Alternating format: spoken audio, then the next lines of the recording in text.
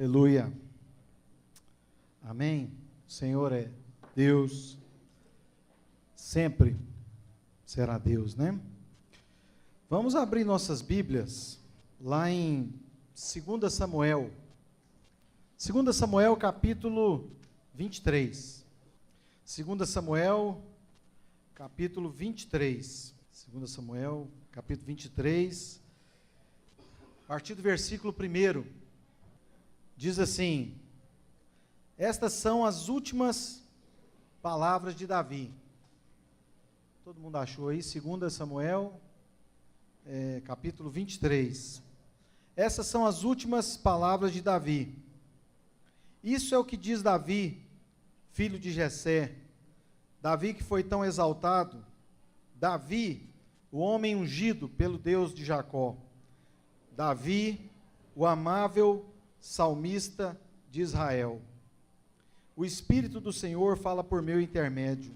Suas palavras estão em minha língua. O Deus de Israel falou. A rocha de Israel me disse: aquele que governa com justiça, que governa no temor de Deus, é como a luz da manhã ao nascer do sol, como a manhã sem nuvens, como o brilho do sol que faz crescer a grama nova depois da chuva. Meus queridos, eu até ia começar esse texto um pouquinho mais abaixo aí, mas eu lendo assim a beleza desse texto, no momento que nós estamos vivendo no Brasil, enche o nosso coração de esperança, né? Que um rei, aqui fala, aquele que governa com justiça, que governa no temor de Deus, é como a luz da manhã ao nascer do sol, como a manhã sem nuvens. Nós aguardamos e oramos por isso, né? No Brasil.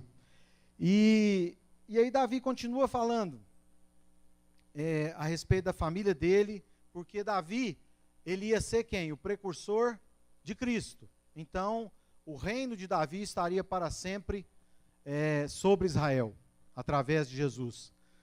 E aí ele começa uma narrativa depois dos guerreiros, aqui nessa Bíblia diz os guerreiros mais valentes de Davi. E aí, essa questão da valentia, ela chama atenção em todo o livro de 2 Samuel.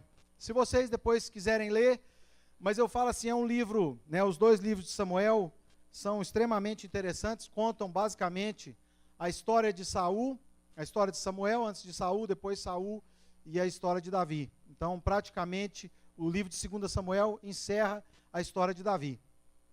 E aí, ele está terminando o reinado, mas ele vai falar dos guerreiros mais valentes dele. E se a gente vê de onde que vem essa questão da valentia, eu já teria comentado aqui com vocês, que eu acho que Davi aprendeu muito com Saul e com Jonatas, né? Porque quando, lá no capítulo 1 de Samuel, ele louva, ele exalta a valentia dos dois. Porque fala, eles morreram, né, no monte, e eles morreram juntos, né, pai e filho, Saul e Jonatas, mas eles morreram lutando pelo povo de Israel.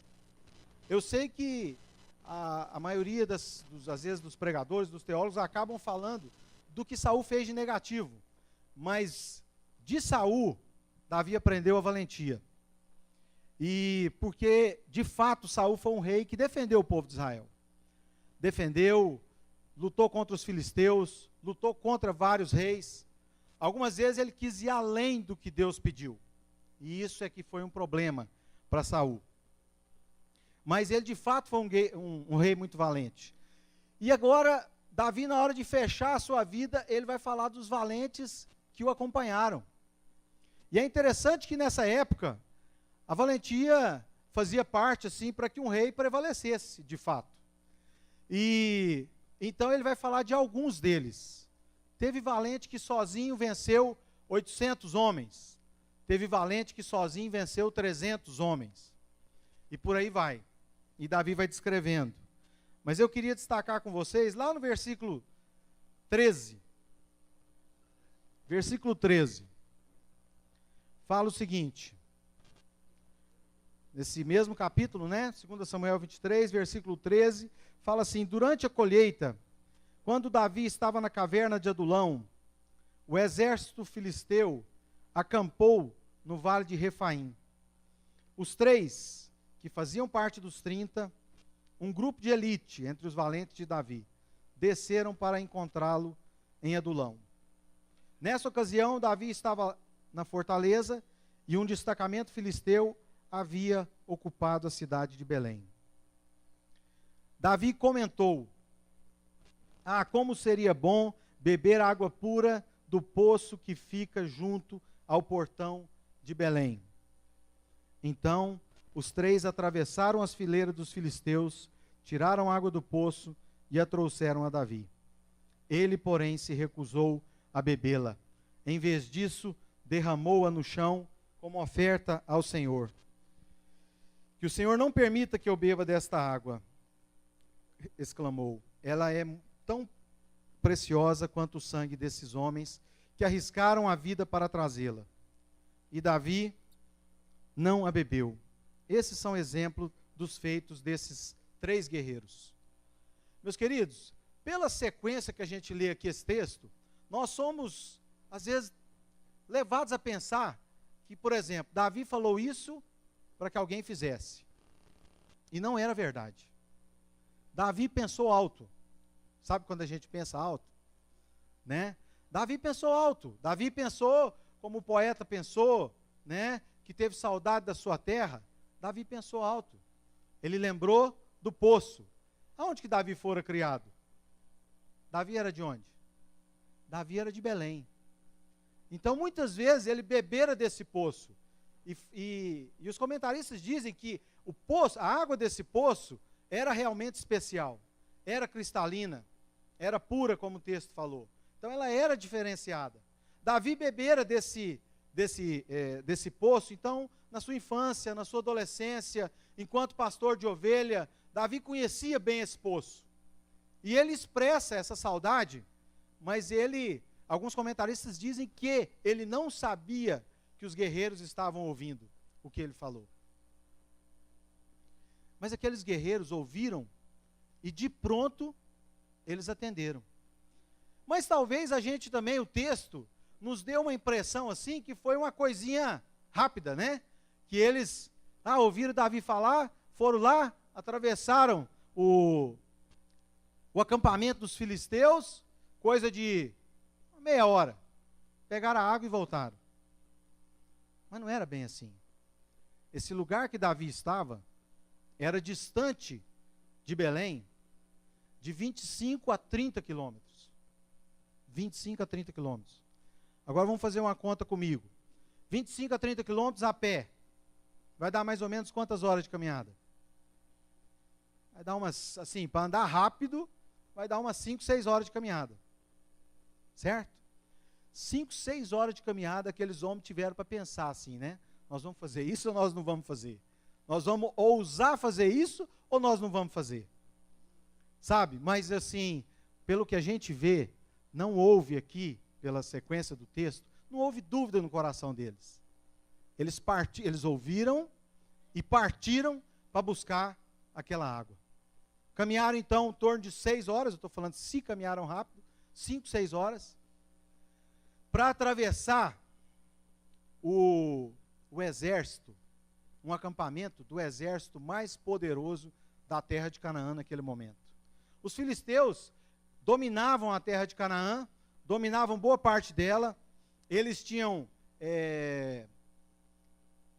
armaduras, eles tinham armas de metais, que em determinada altura, a Bíblia diz que eles proibiam Israel de ter ferreiro na terra, eles então eram bem armados, e então aqueles homens vão atravessar o acampamento do exército mais poderoso da época. Meus queridos, eu não sei se vocês já passaram alguma circunstância de medo, assim, de um medo eminente, de alguma coisa eminente, de risco eminente de vida. Eu não sei se vocês já passaram alguma vez. Eu me lembro, uma vez que eu fiquei na fazenda da minha irmã, A minha irmã mora no Mato Grosso, né? Alguns conhecem lá onde minha irmã mora, em Alto Araguaia, na divisa do Mato Grosso com Goiás. E ela mora, assim, uns 5 quilômetros, mais ou menos, da cidade. E, assim, da casa dela para a casa mais próxima, que é dentro da fazenda ainda, deve ter uns, sei lá, uns 400, 500 metros, mais ou menos. Então, quer dizer, acontecer alguma coisa na casa dela, demora muito para alguém chegar ali.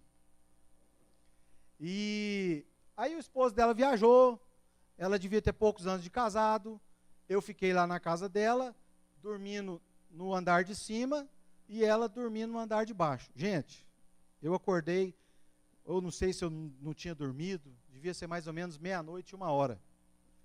E assim, o irmão do sócio do meu cunhado havia sido sequestrado com o maior sequestro do Brasil na época, né? Ele ficou 37 dias no cativeiro, lá em Goiás, então, e na época foi para o Jornal Nacional, e papapá. Então, assim, pensa a história na cabeça, né? Assim, o filho do sócio, então, quer dizer, do sócio do pai dele tinha sido sequestrado e tal, e ali eu estava no meio de um casarão, no meio de uma fazenda e tal, eu no andar de cima, minha irmã no andar de baixo, e aí lá para 00:30 eu começo a ouvir uns passos do lado de fora. Aí assim, eu longe da minha irmã, né, não tinha como descer para lá, para a gente se comunicar, alguma coisa assim, não tinha celular naquela época, era 20, sei lá, uns 30 anos atrás. E aí, a casa dela, nesse andar de cima, é toda envidraçada, mas detalhe, é um vidro jateado. Então, ao mesmo tempo que era frágil, não dava para enxergar o que estava acontecendo de fora. E aí, daquelas como é que fala, esquadrias de madeira, mais ou menos, quadriculada, mais ou menos uns 30 centímetros cada vidro. E aí eu fiquei ali, mais ou menos na frente daquele vidro, tentando entender se aquilo era passo, se aquilo era coisa da minha cabeça, mas só que os passos começaram a aumentar. E aí eu estou assim, numa distância, para não projetar minha sombra naquele vidro, mas ao mesmo tempo querendo entender se aquilo era um passo, se era passo, se não era, mas era o barulho de um passo certinho. Passo, passo, passo.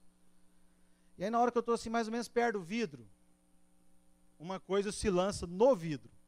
Assim, que eu estava próximo. Então, pá, no vidro aqui. Gente, pela primeira vez na vida, eu ouvi meu coração bater. Tum! Assim, de tanto pavor que me deu aquele negócio, que eu falei assim, pronto, agora eles começam a tirar aqui tudo e acabou. E aí eu, assim, só que na hora que eu vi, sabe o que era? Era uma coruja. Mas era uma coruja gigante. As corujas que tem lá é daquelas corujas da cabeça branca, mais ou menos desse tamanho assim, ó. E a coruja avançou no vidro. E a coruja é que estava andando em cima dos toldos e dava aquele barulho de passo. Gente, mas eu fiquei tão descontrolado que aí eu desci, né, peguei o revólver, coloquei embaixo do colchão. Nunca tinha pego revólver na minha vida. Peguei o revólver, coloquei embaixo do colchão, bati na porta do quarto da minha irmã e falei, não, vou dormir aí. Depois desse susto. Agora, gente, pensa bem, a gente passa um susto assim, com um medo imaginário. Um medo imaginário. Agora imagina, só que ali em Israel não era imaginário. Ali eles estavam lidando com a maior potência militar da época. Então aqueles homens, eles partiram para atravessar um acampamento com um risco eminente de vida, e um risco, assim, muito claro, porque a gente pode pensar e falar assim, não, mas Deus guarda quem faz o bem, Deus guarda quem foi lá buscar. Então vamos lembrar, eu falei para vocês, Saul e Jonatas morreram batalhando por Israel. Eu sei que você vai falar assim, não, mas Saul desobedeceu a Deus, Saul consultou a médio de Endor, mas acontece que Jonatas não. Jonatas era leal, Jonatas morreu por lealdade ao pai dele. Jonatas era leal a Davi, né? Ele era um caso assim, né, de lealdade a Saul, por ser seu pai, honra, e lealdade a Davi, porque ele reconhecia que Davi ia ser rei. Então, se tinha alguém que estava certo, era Jonatas. Jonatas morreu ao lado do pai, para defender o pai. Então, eu estou querendo dizer para vocês o seguinte, que há risco de vida, há, e muitas vezes alguém morre. Então, Se você depois ler a história, a continuidade da história, quem morreu fazendo tudo que era certo?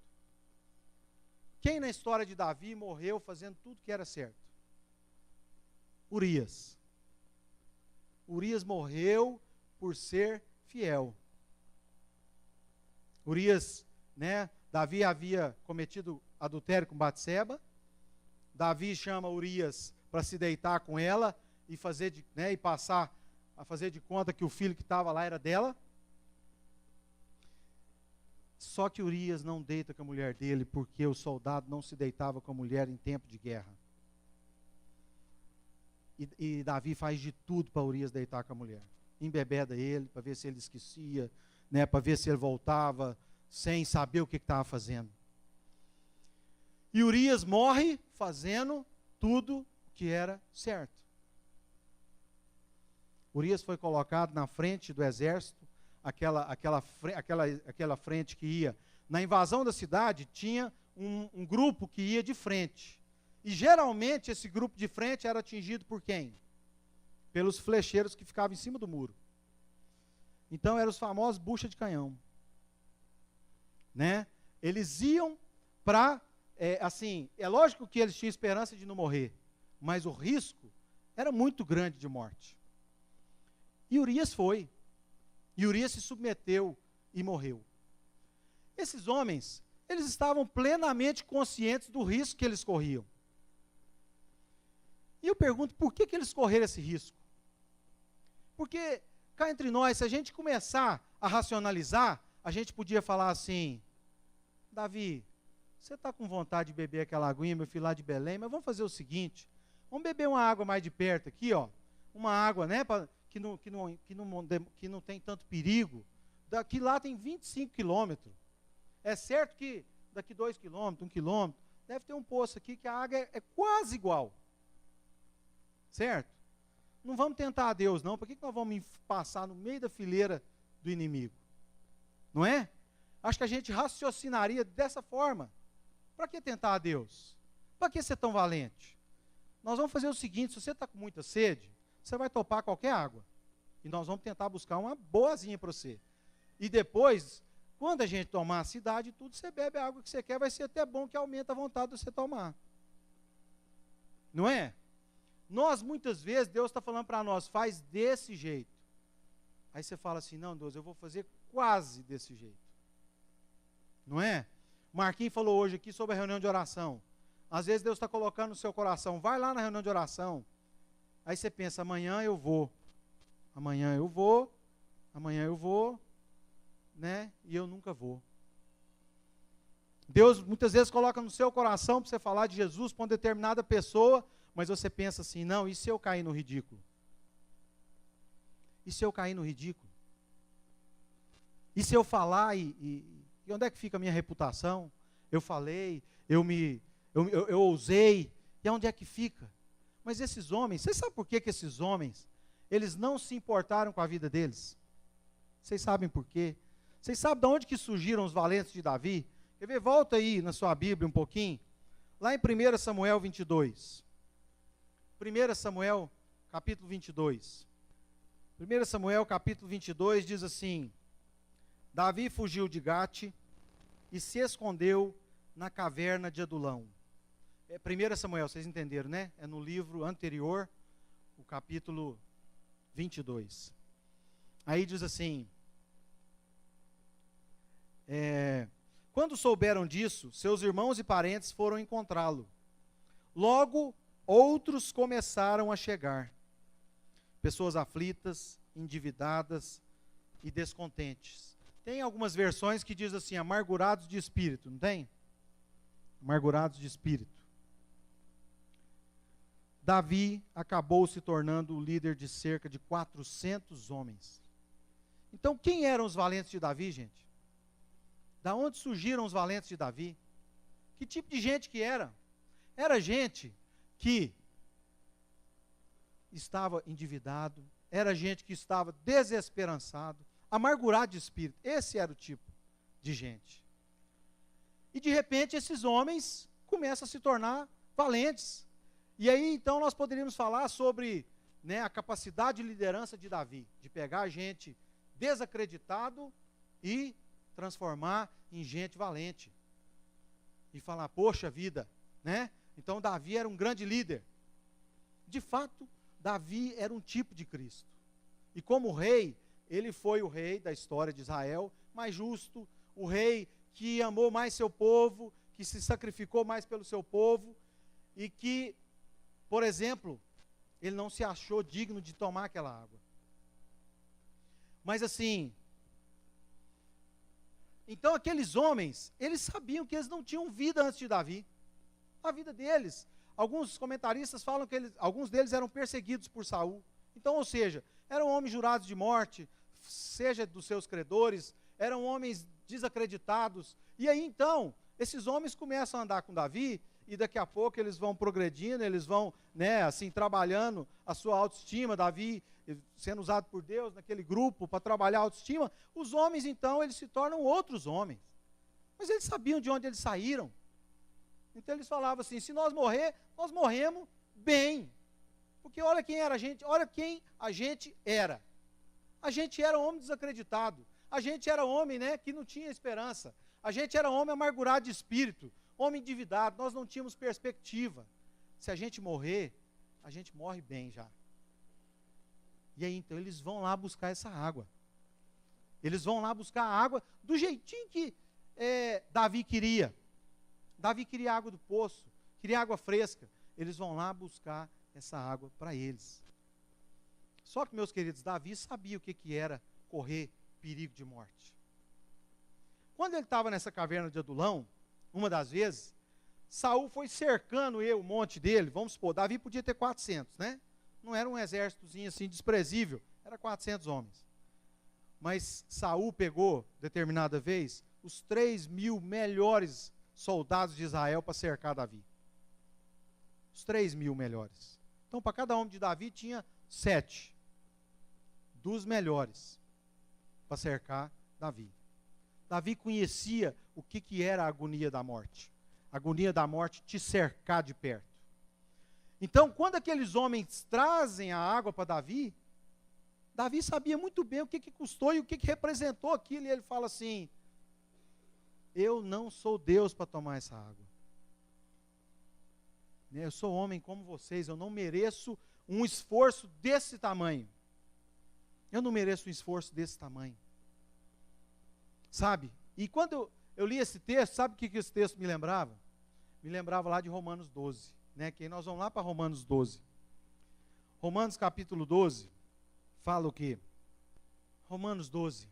Os valentes de Davi tinham noção de quem eles eram. De quem eles eram no passado e de quem eles eram agora. Eu creio que muitos de nós temos noção de onde nós saímos. Quem éramos nós? Muitos de nós éramos desacreditados, estávamos sem perspectiva de vida, né? Estávamos, e mesmo que alguns tivessem crescido na igreja, nós estávamos desesperançados porque não havíamos nos encontrado com Deus de verdade. Enquanto a gente não se encontra com Deus, não adianta a gente estar na igreja, não adianta a gente, sabe, ser zeloso com muita coisa. Enquanto a gente não tem o nosso encontro com Cristo, nós somos gente sem esperança, sem perspectiva, sem alegria, né? Mas quando a gente se encontra com Cristo, aí então tudo muda. A gente entende a salvação, a gente entende que, né, se nós vivermos mais um dia de vida depois que a gente se encontra com Cristo, a gente pode morrer dos mais felizes, não é? Eu lembro quando eu me converti, gente, depois de muitos anos de igreja, eu me converti. Eu falava, Senhor, se o Senhor quiser, já acabou, assim, eu já vivi, eu já conheci o Senhor, eu já conheci a salvação, então, pode me levar, está tudo muito bom. É lógico que, né, Deus não leva todo mundo assim, né, pá, salva, porque nós temos que ficar aqui para ser sal da terra e luz do mundo. Mas assim, esses homens, eles tinham essa noção. E o apóstolo Paulo, que vem falando da graça salvadora de Cristo, da escolha imerecida de nós como pecadores, como é que ele começa o capítulo 12 de Romanos? Portanto, irmãos, suplico-lhes que entreguem o seu corpo a Deus por causa de tudo que ele fez por vocês. Que seja um sacrifício vivo e santo, do tipo que Deus considera agradável. Essa é a verdadeira forma de agradá-lo. Não imitem o comportamento e os costumes deste mundo, mas deixe que Deus os transforme por meio de uma mudança em seu modo de pensar, a fim de que experimentem a boa, agradável e perfeita vontade de Deus para vocês. E aí, meus queridos, eu vi uma coisa muito maravilhosa aqui, nessa sequência, que fala assim, ó, com base na graça que recebi, dou a cada um de vocês a seguinte advertência: não se considerem melhores do que realmente são. Antes, sejam honestos em sua autoavaliação, medindo-se de acordo com a fé que Deus nos deu. Então, meus queridos, eu vejo a vida de Davi nesse versículo aqui. É o que eu estou falando, Davi sabia que ele não merecia aquela água. Aquela água tinha preço de sangue. Aquela água poderia certamente ter custado a vida daqueles homens. Aqueles homens, né, certamente, alguns comentaristas dizem que mataram muito filisteu para poder passar ali no meio. Mas podia ter morrido, porque pensa, era 3 contra milhares, né? Então, se por acaso eles pegassem um agrupamento maior, era morte certa. Era morte certa. E Davi, sabendo, reconhecendo que ele não era Deus, ele não merecia aquela água. Ele podia ser bom tanto que fosse como líder, ele podia ter sido capacitado por Deus para levantar a autoestima daqueles homens, ele podia ter sido, né, um homem segundo o coração de Deus, como a palavra diz, mas ele falou assim, mas eu não sou Deus, eu não mereço essa água, eu não mereço essa água. E aí, diz aqui no versículo 4, da mesma forma que o nosso corpo tem vários membros e cada membro uma função específica, assim é também com o corpo de Cristo. Somos membros diferentes do mesmo corpo e todos pertencemos uns aos outros. Então Davi, ele tinha essa noção que aqueles soldados dele eram muito valiosos. Eram muito valiosos para se perder a vida deles por causa de uma água que ele nem quis que eles fossem buscar, mas que eles quiseram buscar. Sabe? E aí, a aplicação para a nossa vida é assim, a nossa vida tem sido, nós temos corrido risco por Jesus? Nós temos passado frio na barriga por causa de Jesus? Ou a nossa vida, ela está assim, acomodada de forma que eu me lembro, quando eu passei um perigo por Jesus, uma vez que eu fiz uma cruzada, lá no bairro tal, da cidade tal, 20 anos atrás. Mas só que o apóstolo Paulo falava o quê? Por causa de Cristo, eu abro mão de tudo. O que diz a Bíblia lá em 2 Timóteo 3,12? Ele fala assim, estou sendo oferecido como libação ao Senhor. A hora da minha partida está chegando. O mesmo termo que ele usou da libação, era o mesmo termo que usou para Davi quando ele derramou a água. Eu pergunto para você, meu querido, a sua vida está sendo oferecida como libação ao Senhor? A sua vida, você está disposto a correr risco por Jesus? Você está disposto a passar canseira por Jesus? Porque assim, quando a gente vê, os homens que disseram sim a Jesus, tiveram a sua vida totalmente transformada. Estava lendo o livro de Jeremias. Jeremias sofreu muito com as palavras que ele tinha que entregar para Israel. Ele sofria duplamente. Primeiro, porque ele anunciava um sofrimento muito grande para o seu povo. E segundo, porque o povo não convertia. Então, Jeremias, ele passava uma agonia muito grande. E aí, muitas vezes, nós falamos assim, não, Deus, eu não vou fazer isso não, porque vai me custar uma noite da minha semana. Eu não vou na reunião de oração de homens, porque pode descontrolar o meu horário de eu chegar no serviço. Né? E aí o Marquinhos falou até da opção de você vir das 7 às 7h30. Marquinhos, eu estou nessa opção aí, porque ele sabe que eu tenho que viajar depois. Mas eu falo assim, nós temos feito o que por Jesus? Eu sei que alguns tomaram passos e eu incentivo quem tomou passo a continuar firme. Sabe, a desejar a salvação dos seus vizinhos. Eu acho que eu já comentei com vocês aqui, que a gente começou a fazer o Alfa lá em casa. E como meus meninos todos foram envolvidos no Alfa, né? Eles começaram a falar para mim, pai, convida o meu vizinho, Eu falo, como é que eu vou convidar esse vizinho? Eu nunca conversei com esse vizinho. Como é que eu vou convidar ele?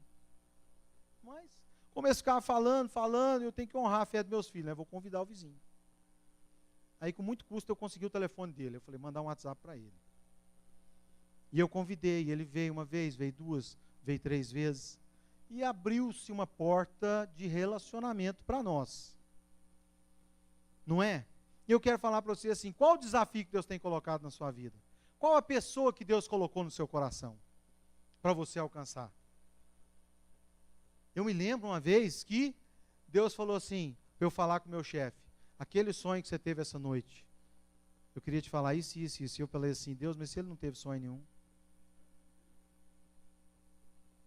Se ele não teve sonho nenhum, como é que eu vou fazer? Não é? A gente passa às vezes apertado, né? Eu também, não sei se eu comentei com vocês, que eu estava evangelizando um tio daquela e eu um dia estou lá adorando a Deus e aí eu perguntei para o tio dela assim, pelo que o senhor quer que ora quando ele foi lá na nossa casa? Ele falou assim, eu quero que você ora por chuva lá na minha fazenda. E era agosto, bem. Era agosto.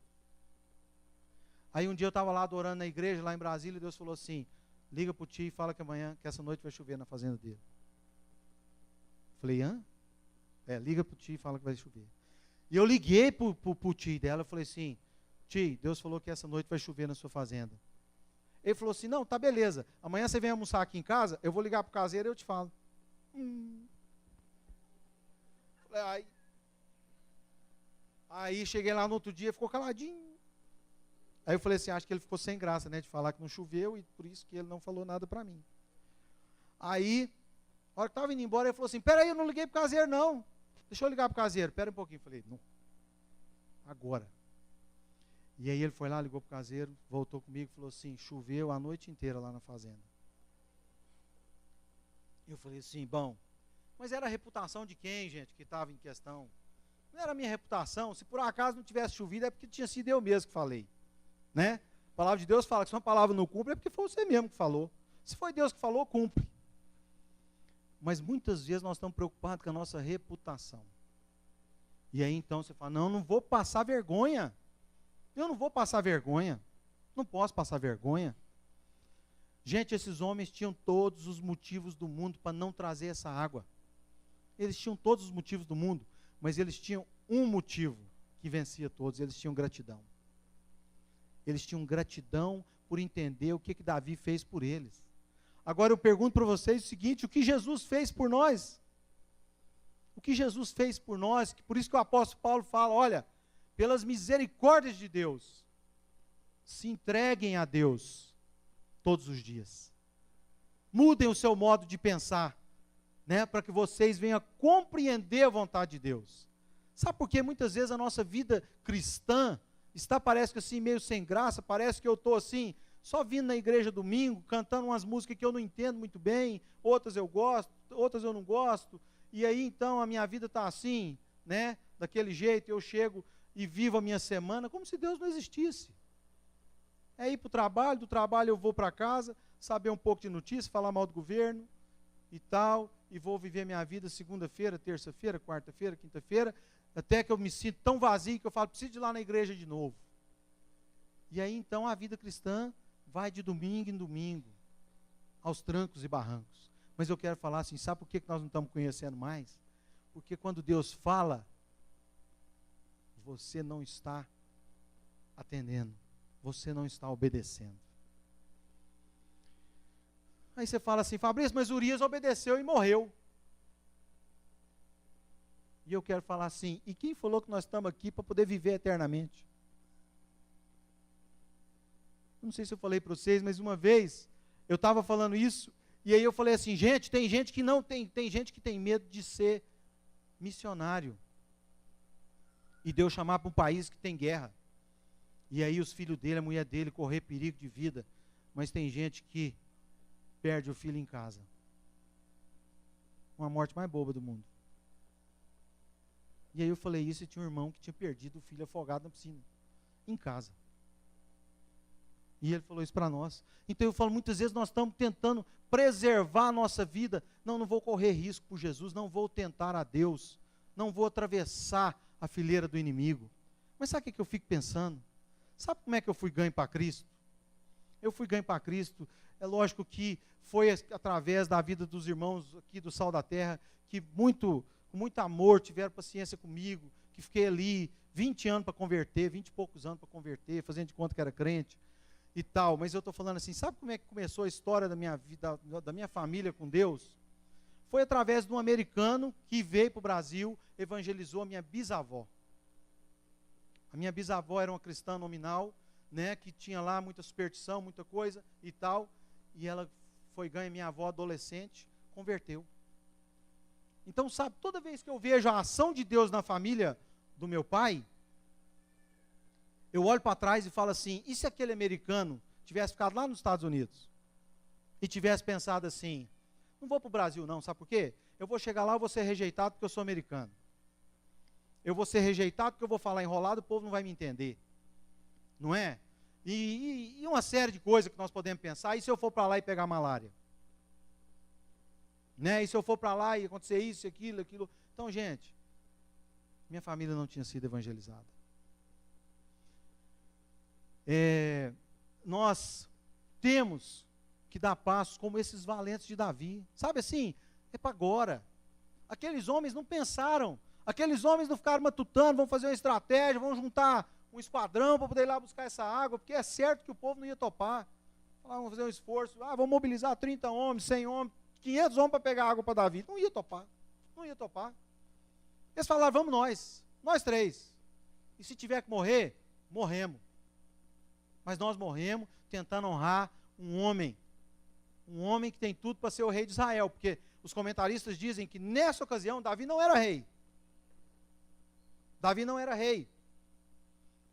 Mas então eles vão ali para poder fortalecer aqueles que eles acreditavam ser o ungido de Deus. Né? Quem sabe ele, como ungido de Deus, ele vai fazer bem para o nosso povo. Então, que a nossa vida se perca se for necessário. Se não perder, a gente traz a água, o homem toma, fica satisfeito. Só que Davi não aceitou jamais. E eu estou falando para vocês assim, sabe, vamos parar um pouco de racionalizar o que Deus pede para nós. Se Deus pediu terça-feira, é terça-feira, não é quarta-feira. Se Deus pediu para você fazer de um jeito, faz daquele jeito, não faz quase daquele jeito. Não começa a racionalizar demais com o que Deus te dá. Faz na hora e faz do jeito que foi pedido.